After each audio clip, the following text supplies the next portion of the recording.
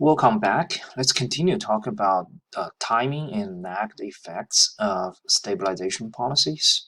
Okay, and here you may find that we spend a lot of time trying to do the critique, okay, for the Keynesian policies. Okay, simply because, as we said before, Keynesian economics is still the most influential, most powerful subfield of economics when it comes to the policy making policy making decision. Okay, um, the the public policies. I mean, in Washington D.C., okay, most the policymakers uh, in the capital and also in the Federal Reserve System still rely upon um, the Keynesian economics to decide, what monetary and fiscal policies are appropriate, okay, to boost the economy, especially during the recessions. All right. So in the previous video, we talked about these, four different lags. I have a few more words about the multiplier effect. Okay, we already said in the last video that this multiplier effect takes a lot of time. Um, I'm not sure if you guys still remember back in chapter 3 when we talk about when we compare spending hikes with tax cuts. We talk about four different things. Okay, or four different aspects we compare these two. One of them is a multiplier effect, right? So which one, spending hikes or tax cut, has a larger multiplier effect? Over there, I give you guys a numerical example. Okay, it's a hypothetical one showing you that it will take several rounds for the multiplier effect to take place. Okay, and again, I believe the example we used over there is suppose the government would like to spend $5 million building a new elementary school, okay, for a local community, and then the general contractor who get this contract, the construction project, okay, um, will be the first one benefiting from that government spending, right? However, this construction project may last, for example, 2 years. In other words, these $5 million is not like one day or overnight a benefit, for the general contractor, right? It takes, usually the government will make several payments, right? So at the beginning, probably only make 20%, in other words, $1 million to the general contractor, right? So that he can start the project, hiring workers, buy the raw materials, something like this, right? And so after 2 years, the project is finished, then the contractor will receive the last payment from the government, right? So it will take some time. Also, when you think about this process, when the general contractor get the initial payment, start hiring people, buy raw materials, then you would find these construction workers, again, they receive monthly payment, right? And so they would probably go out and buy more groceries, buy gas, right? Then as a second round of the beneficiaries, those people, or the owners of the gas station or the grocery stores will receive this uh, benefit, okay, or the positive effect uh, of the government spending, right? And then when their revenue goes up, they will turn around and buy more of other stuff. So that thing, the multiplier effect, it can go on and on, right? But again, putting together, you would find that it takes a lot of time, okay? And so here, let's put together. Okay, we already discussed. These are the problems with the stabilization policies, right? So when we consider these lags, especially the SCM, the self-correction mechanism we discussed before, if we put these two things together, it's going to be very interesting, right? For example, if a recession starts today, okay, let's say in a hypothetical economy, then it takes like 6 months for economists to finally identify this shock. Okay, so 6 months later, we know that it's going to be this is a demand shock or supply shock, right? And then they pass their judgment to the legislators. They, it takes some time for them to come up with a stimulus package. Okay, and later, these stimulus checks would be sent to households or businesses, and then the households and businesses will start consuming or investing, right?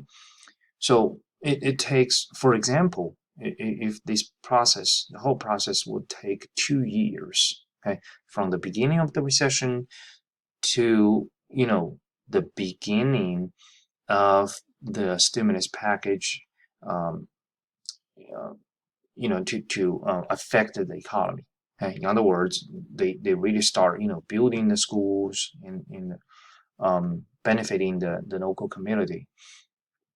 And if it takes 2 years, then within these 2 years, the economy is not going to sit there, right? The economy is actually um, start recovering during this process, right, by itself, even without the government intervention, without this stimulus money. Okay, so 2 years later, when the stimulus packages or money start working, start affecting the economy, start boosting the economy, probably the economy has already been like 60% recovered or even 80% recovered, right, by itself. Then when we put those money on the ground and trying to, boost it furthermore, we could actually push it above its potential level of output. In other words, what the stabilization policies actually do is to make the economy overheated. Okay, like step into another cycle of these macro, business fluctuations, right? So again, some economists would question the Keynesian policies. Are you guys really doing the stabilization or actually a destabilization? In other words, instead of making the economic development trajectory smoother, you guys are actually make it more fluctuating. Okay.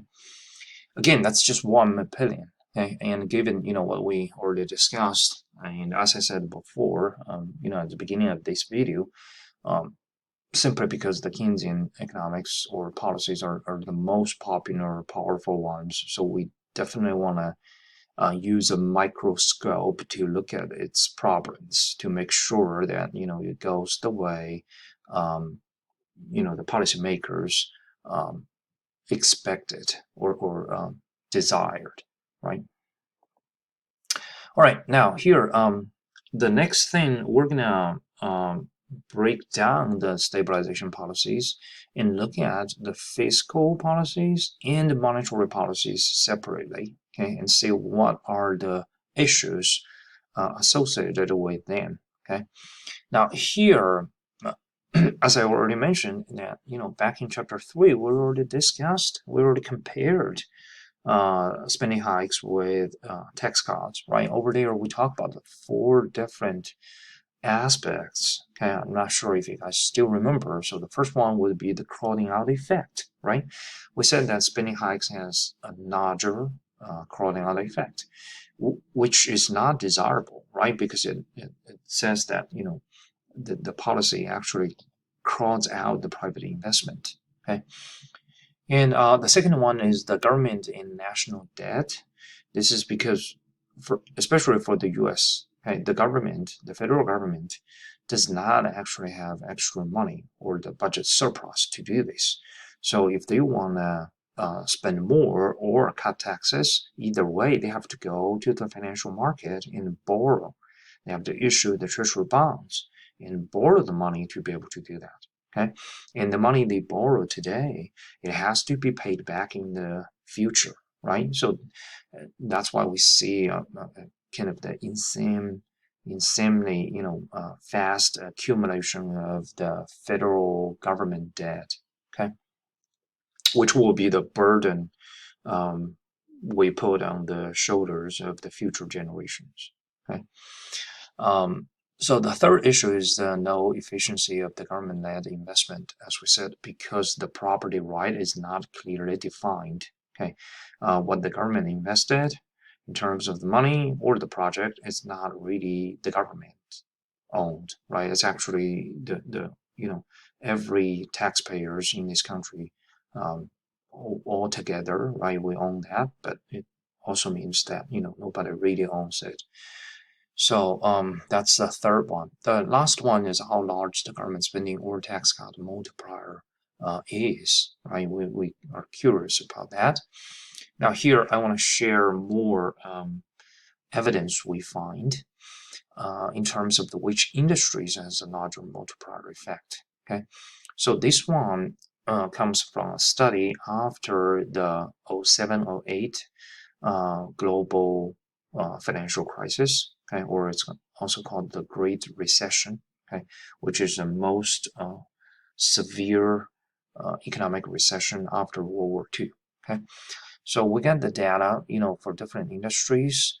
You find that the manufacturing sector has the largest multiplier. In other words, for each dollar we spend in this industry, we can get $1.33 increase in national output. Okay, and but in some other industries, for example, the bottom one, the professional and business services, every dollar we spend in that sector, we will only get 61 cents increase in national output. Okay. Now, the reason I want to bring this up here is because when the federal government decides, like in the stimulus package, what do we want to do? Where we want to spend the money? What needs to be invested? Oftentimes, they do not really look at the multiplier. They do not think, because manufacturing has the largest multiplier, so it's supposed to receive the largest amount of the stimulus money. No, that's not the case. Okay, oftentimes they will look at some other issues, especially the long-term issues like education, infrastructure, okay, and or climate change, for example. Okay, now you may find that, for example, education right here, the multiplier effect is only 0.72. It's below 1, right? And so again, that may make some people even become more skeptical of the Keynesian economics or its boosting effect, okay, on the economy. All right, so those are the discussion about the problems with the fiscal policies here. Okay, and in the next video, we're going to talk about some problems with the monetary policies. Okay, and over there, we will be able to wrap up our discussion for this part. Okay, I mean the problems with the Keynesian stabilization policies.